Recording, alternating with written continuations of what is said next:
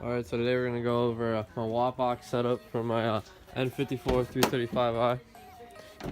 Alright, so I have a WOT box in the glove box right there, and all the wires are snaked behind in the back.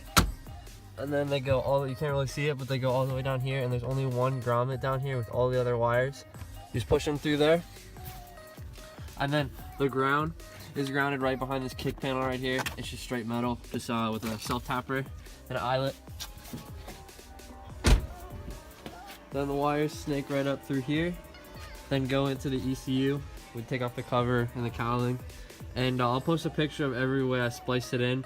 I couldn't just do the heat shrink and the connector method. I actually soldered mine in, so that's a way of doing it. But basically you take off this connector and then these two connectors here, and you just splice into those, and I'll post the pictures of that as well as my WOT box settings. There's really nothing, there's not too much out there for it, so hopefully this helps you. Yeah.